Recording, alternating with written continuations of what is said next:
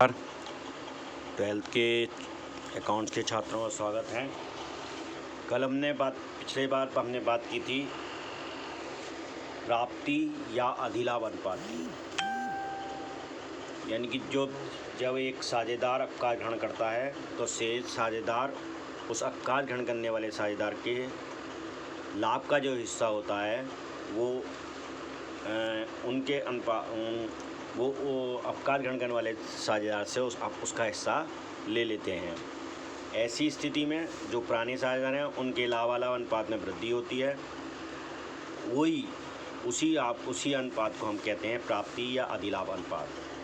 तो अब अधिलाभ शेष साझेदारों का निकाला जाता है और ये निकलेगा किस तरह से, प्राप्त अनुपात बराबर नया अनुपात प्लस माइनस पुराना अनुपात। यानी कि जो हमारा नया अनुपात बना है साझेदारी अक्कार ग्रहण करने के बाद, जो नया अनुपात बना है सही साझेदारों का, उसमें से उनका पुराना अनुपात जो उन्हें पुराने अनुपात में लाभ नहीं मिलता था वो घटा देंगे तो उन्हें लाभ प्राप्ति अनुपात प्राप्त हो जाएगा। इसको कुछ एग्जाम्पल करके देखते हैं। ABC एक फर्म में बराबर के समान साझेदार हैं। B अक्कार ग्रहण करता है और शेष साझेदार नई फर्म में के लाभों को 5-4 के अनुपात में बांटने का निश्चय करते हैं। प्राप्ति अनुपात की गणना की जाए। यहाँ पर क्या है, नया अनुपात आपके पास दिया हुआ है सवाल में। अब क्या करना है हमें, तो गेनिंग रेशियो हमें क्या चीज़ करना है, निकालना है। गेनिंग रेशियो हमें यहाँ निकालना है। गेनिंग रेशियो का सूत्र है new ratio minus old ratio. जो साझेदारों का न्यू रेशियो है उसमें से साझेदार का ओल्ड रेशियो घटा देंगे तो हमारा गेनिंग रेशियो निकलेगा। तो बी ने अक्कार ग्रहण करना है, इसलिए ए और सी का गेन रेशियो निकलेगा। तो ए और सी का गेन रेशियो किस तरह से निकलेगा देखें। पहले ए का गेन रेशियो निकालते हैं। अब क्या है, नया अनुपात क्या है, 5 और 4 का। इसका मतलब 5/9 हो गया ए का और न्यू रेशियो, और ओल्ड रेशियो क्या था 1/3, यानी तीनों समान साझेदार थे। तो ऐसी स्थिति में 1/3 था। पहले 1/3 घटा दिया तो आज की तारीख में अब उसे गेनिंग रेशियो उसका हो गया 2/9 का, यानी कि 2/9 का लाभ प्राप्ति अनुपात उसका गेन हो कर लिया उसने। सी की क्या स्थिति है, सी का अब है 4/9 और जो नया अनुपात है, और पहले था 1/3 जो पुराना अनुपात है 4। तो 4/9 में से 1/3 घटाया तो 1/9, यानी सी ने भी 1/9 का गेन किया है। इसलिए गेनिंग रेशियो कितना आ गया, 2/9 और 1/9, यानी कि 2 और 1 का अनुपात। यानी कि ए ने डबल प्राप्त किया है उसका रेशियो, और ए 2 भाग प्राप्त करे हैं ए ने और 1 भाग प्राप्त करा है उसने सी ने। इस तरह से ये निकल जाता है। अब जब नए अनुपात के बारे में कुछ भी ना दिया हो, यानी सवाल में कोई नया अनुपात के बारे में ना दिया हो तो क्या करना है, जब प्रश्न में नए अनुपात के बारे में कुछ भी ना दिया हो तो यह मान लेना चाहता था कि शेष साझेदार अक्कार ग्रहण करने वाले साझेदार के लाभों को अपने पुराने अनुपात में ही क्रय करते हैं। इस प्रकार पुराना अनुपात ही प्राप्ति अनुपात हो जाता है। यानी कि जो पुराना अनुपात होता है, जो शेष साझेदार हैं वही प्राप्ति अनुपात कहलाएगा। जैसे मान लो इस स्थिति में अगर ये 5/4 ना दिया होता तो हम ऐसी स्थिति में ये क्या होता, ABC 3 बराबर के साझेदार थे और तो B चला गया था। तो अब इनका भी जो नया अनुपात होता वो 1-1 क्या होता, ए का गेन रेशियो और सी का रेशियो 1 होता, 1-1 होता, क्योंकि दोनों ने बराबर ही प्राप्त किया होता। ये होता है जब नए अनुपात के बारे में कुछ ना दिया हो तो जो पुराना अनुपात है उसी अनुपात को हम मान लेते हैं। इस प्रकार पुराना अनुपात ही जो पुराना अनुपात होगा वही नया प्राप्ति अनुपात भी होगा। अब बात करते हैं जब साझेदारों का द्वारा लाभ दिया हो, जब साझेदारों द्वारा प्राप्त लाभ दिया हो तब ऐसी स्थिति में इस तरह से गणना करते हैं। देखिए एक एग्जाम्पल करके देखते हैं इसका। ये है एक एग्जाम्पल, RS और T 8-4-3 के अनुपात में लाभ बांटते हैं। R फर्म से अक्कार ग्रहण करता है। निम्न परिस्थितियों में प्राप्ति अनुपात की गणना कीजिए। तो पहली बात है 2-3 परिस्थितियाँ उसने दे रखी हैं, इन 3 परिस्थितियों में लाभ अनुपात की गणना को करवा रहा है। R का हिस्सा S और T में बराबर लिया जाएगा। आर का हिस्सा एस और टी में 5:3 के अनुपात में लिया जाएगा। आर का हिस्सा एस और टी में 3:1 के अनुपात में लिया जाएगा। यानी कि इनने 3 परिस्थितियाँ दे रखी हैं। अब निकालते हैं गेन ऑफ एस का गेन करते हैं। तो एस पे आर एस टी पहले कैसे बराबर में, यानी कि बराबर में बांटते थे। तो 1/2 बराबर लिया जाता है। 1/2 यानी कि आधा आधा लिया जाता। तो 1/2 तो उसका ये हो गया, और उसको पहले मिलता था 8/15। 8/15 गुणा कर दिया तो 1/2 8/15 उसे पुराना मिलता था, और उसका 1/2 उसे प्राप्त हो गया। ऐसी स्थिति में गेन कितना करा उसने? 1/2, यानी कि 8/30 उसने एस ने गेन कर लिया। पहली परिस्थिति की बात चल रही है अभी। Gaining ratio of S and T ने क्या हुआ? एस 8/30 और ये भी बराबर बांट रहे हैं, इसलिए 8/30 ही एस लेगा और 8/30 ही टी लेगा। यानी इसका मतलब है 1:1 के अनुपात में बराबर के अनुपात लेंगे। तो ये आ गया दोनों का रेशियो। गेनिंग रेशियो होगा बराबर 1:1 का। अब बात करते हैं बी की परिस्थिति में। बी परिस्थिति में क्या होता है? टी और 5, आर का हिस्सा 5 और एस और टी 5:3 के अनुपात में लेते हैं। तो 5/8, यानी कि जिस अनुपात में लेते हैं 5/8 इंटू फिर पुराना अनुपात 8/15, तो ये निकल गया है 40/120। यानी और टी का गेन कितना निकला? टी पहले टी लेता है 3/8, यानी कि जो आर का हिस्सा उसका 3/8 लेता है। 8/15 वो पहले ले रहा था। पूरा टोटल जो हिस्सा था वो पहले था 8/15, यानी कि हर किसी में जो 8 जो था वो था आर का हिस्सा। तो आर के हिस्से में से ही आर के हिस्से का 3/8 टी ले लेगा, और 8/15 जो आर का हिस्सा था पुराने में, उसमें से 5/8 एस ले लेगा। इस तरह से ये 40/120 और 24/120 निकलेगा। यानी कि 40 और 24, यानी कि 5 और 3 का अनुपात निकल आया। तो जो 5 देखिए बिल्कुल टैली करता है, नहीं टैली करता है, इस तरह से ये टैली हो जाएगा। दूसरी स्थिति देखते हैं।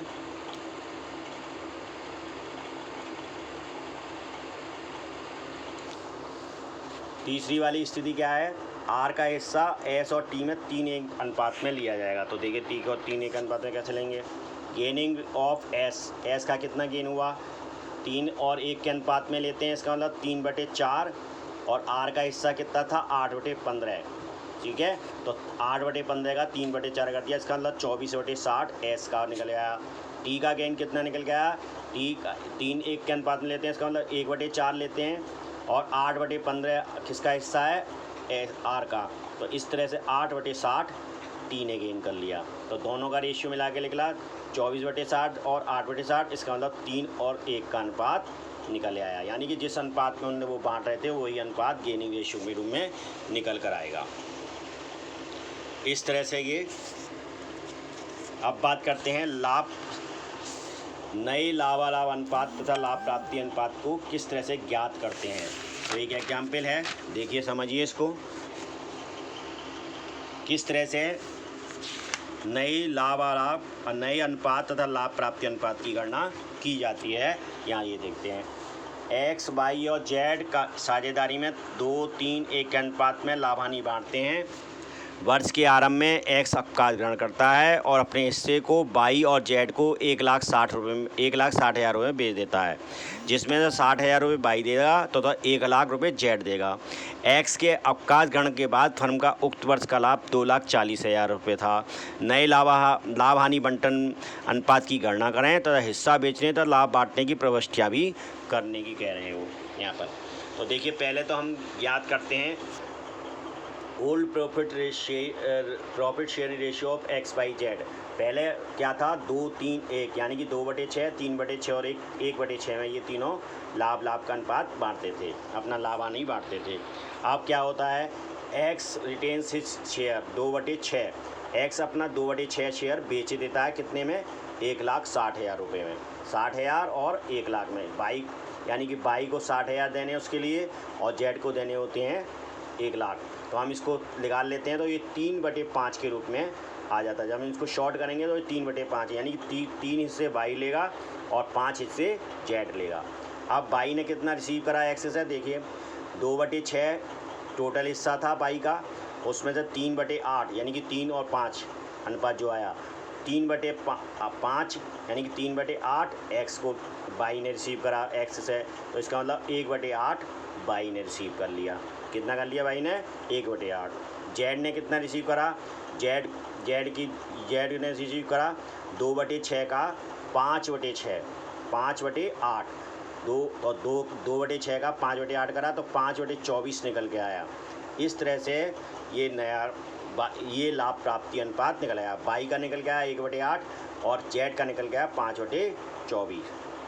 Hence new profit and loss sharing ratio of Y and Z, old ratio plus gain, यानी कि जो पुराना ओल्ड रेशियो है और उसमें से गेन अब अगर जो कराया हमने वो जोड़ देंगे। तो देखो बाई का नया इशू के नया शेयर कितना निकल गया? पहले बाई कितना कर रहा था? 3/6।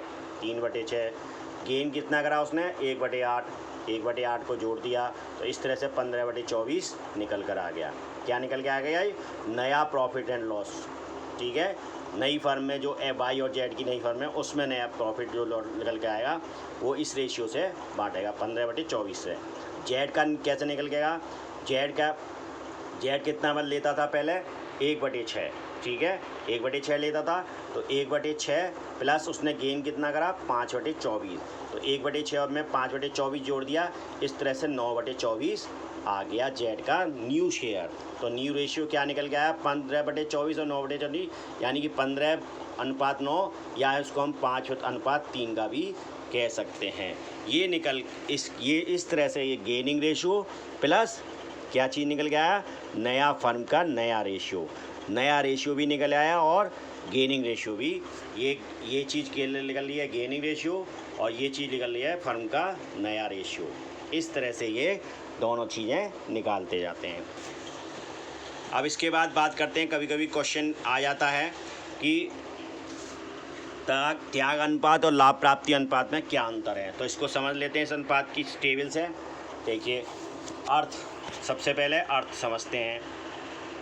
अर्थ त्याग अनुपात वह अनुपात है जिसमें फर्म के साझेदार पुराने साझेदार नए साझेदार के लाभ में भाग हेतु त्याग करते हैं, त्याग अनुपात कहलाता है। यानी त्याग अनुपात कब निकलता है? जब नए साझेदार का प्रवेश हो रहा होता है, क्योंकि पुराने साझेदार अपने लाभ अनुपात का कुछ त्याग करते हैं।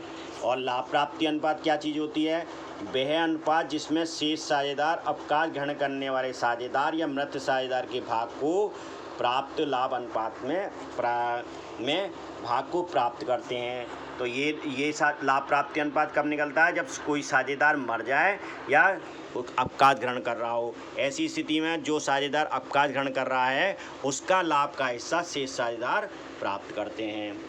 अब बात करते हैं परिकलन का समय, टाइम ऑफ कैलकुलेशन, यानी किस टाइम में ये कैलकुलेशन किया जाता है। त्याग अनुपात की गणना नए साझेदार के प्रवेश के समय की जाती है और प्राप्त लाभ अनुपात की गणना साझेदार के अवकाश ग्रहण के समय या मृत होने की दशा में की जाती है। अब बात करते हैं उद्देश्य की। उद्देश्य क्या है? त्याग अनुपात की गणना का उद्देश्य नए साझेदार द्वारा पुराने साझेदारों को उनके होने वाली लाभ के हिस्से की क्षति कोई पूर्ति हेतु ख्याति के रूप में नकद देना है। यानी कि त्याग अनुपात का कहाँ होगा? उद्देश्य क्या है उसका? नए साझेदार जो हैं आया है, पुराने साझेदार को जो होने वाली लाभ के हिस्से में जो कमी हो रही है उनकी क्षतिपूर्ति के हेतु ख्याति के रूप में मदद देना इसका उद्देश्य होता है। जबकि इसका प्राप्त लाभ अनुपात का उद्देश्य शेष साझेदारों द्वारा निर्गामी यानी कि अवकाश ग्रहण करने वाला या मृत साझेदार की ख्याति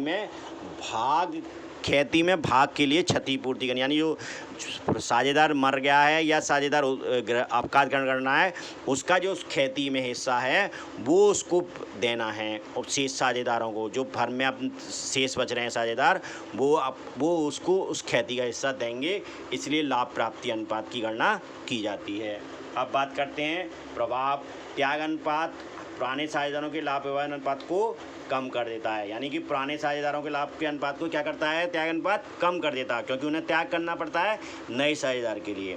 अब बात जबकि प्राप्त लाभ अनुपात साधारणतः शेष साझेदारों के लाभ व्यवहार अनुपात को बढ़ा देता है, जबकि प्राप्त लाभ अनुपात क्या होता है, वो शेष साझेदारों को जो साझेदार मर गया या जो साझेदार अवकाश ग्रहण करना उसका लाभ का हिस्सा भी मिल जाता ना।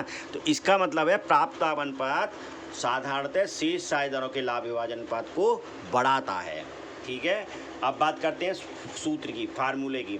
तो त्याग अनुपात बराबर होता है पुराना लाभ में से नया अनुपात। अगर पुराना अनुपात है उसमें से नया अनुपात घटा दें, यानी कि साझेदारों का जो नया पुराने अनुपात में से नया अनुपात है उसमें से घटा दें तो त्याग अनुपात की प्राप्ति हो जाएगी। इसके बाद और जबकि प्राप्त लाभ अनुपात कब प्राप्त होगा, प्राप्त लाभ अनुपात के लिए हमें नया अनुपात में से अगर नया जो फर्म का नया अनुपात बना है, शेष साझेदारों के बाद जो नया अनुपात बनना है, शेष साझेदारों के लिए जो नया अनुपात बनना है फर्म में, उसमें से उनका पुराना अनुपात अगर घटा दें, यानी पुरानी फर्म में जो अनुपात था लाभ का, अगर वो घटा दें तो हमारे पास प्राप्त लाभ अनुपात प्राप्त हो जाएगा। अब इसी की तरह अकाउंटिंग में इसकी एंट्री किस तरह होगी, तो त्याग अनुपात की एंट्री होगी new partners capital account debit होगा, यानी कि जो नया पार्टनर होगा उसका अकाउंट डेबिट हो जाएगा capital account to old partners capital account, और ओल्ड पार्टनर्स जो शेष पुराने साझेदार हैं उनके साझेदारों का कैपिटल अकाउंट उतनी राशि से क्रेडिट हो जाएगा। ठीक है, न्यू पार्टनर्स कैपिटल अकाउंट त्याग अनुपात का जो निकल के आएगा उस अकाउंट से न्यू पार्टनर्स कैपिटल अकाउंट तो डेबिट होगा, न्यू पार्टनर्स का जो नया पार्टनर है उसका कैपिटल अकाउंट डेबिट होगा, और जो पुराना के पार्टनर है उनके कैपिटल अकाउंट उतनी राशि से, यानी कि जो त्याग अनुपात की राशि से उस त्याग अनुपात के आधार पर बढ़कर क्रेडिट हो जाएगा। इसमें क्या होगा, remaining partners capital account debit होगा, जो रिमेनिंग पार्टनर यानी शेष जो साझेदार बचे हुए हैं फर्म में वो उनके कैपिटल अकाउंट डेबिट हो जाएंगे उस प्राप्त लाभ अनुपात के आधार पर, और जो रिटायर्ड हो रहा है या मृत्यु हो रहा है उसका कैपिटल अकाउंट क्रेडिट हो जाएगा। ठीक है, जो शेष साझेदार बच रहे हैं उनका कैपिटल अकाउंट क्या होगा, प्राप्त लाभ अनुपात के आधार पर डेबिट हो जाएगा उतनी राशि से, और जो साझेदार अवकाश ग्रहण कर रहा है उसका कैपिटल अकाउंट क्रेडिट हो जाएगा। इस तरह से ये प्राप्त अनुपात निकाला जाता है। धन्यवाद।